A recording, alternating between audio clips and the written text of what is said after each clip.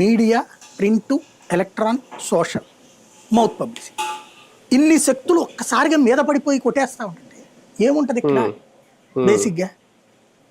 రఘురామకృష్ణరాజుకి ఆ రోజున అనుకోని అదృష్టం, అయాచిత అదృష్టం అది. జగన్ తిడుతున్నాడు కాబట్టి వైసీపీ ఎంపీ అయినా కూడా అతన్ని ప్రొజెక్ట్ చేసుకొచ్చారు. తర్వాత దాని మీద విరక్తి చెంది అతని కేసు అరెస్ట్ అన్నటువంటి సందర్భంలో అతను దాన్ని బాగా వినియోగించుకున్నాడు, పూర్తిగా హైప్ చేసుకున్నాడు. దాని కారణంగా ఆయన ఎమ్మెల్యే, డిప్యూటీ స్పీకరు అన్నీ అయిపోయింది. మంత్రి అవుదాం అనుకున్నారు కానీ అవ్వలేదు అక్కడ. బేసిక్గా ఏదైనా సరే తెగేదాకా లాగకూడదు. అప్పట్లో ఈయన ప్రతిపక్షం కాబట్టి ఓకే, నడిచిపోయింది.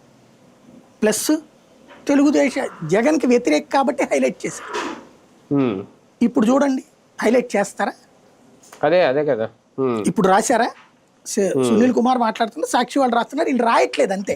ఆయన వీళ్ళు చేస్తున్న ఫేవర్ అంతవరకే. బట్ సిబిఐ ఆగిందా కేసు?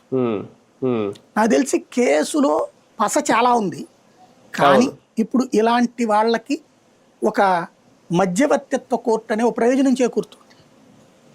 ఎన్సిఎల్ఆర్టీ అని పెట్టుకొచ్చారు. ఇప్పుడు తెలంగాణలోనే ఉంటది కదా, హైదరాబాద్. ఇప్పుడు ఈవెన్ జగన్ కూడా వాళ్ళ చెల్లెల మీద వేసింది మధ్యవర్తిత్వ కోర్టు. ఇప్పుడు మీరు గనక మీకు పలుకుబడి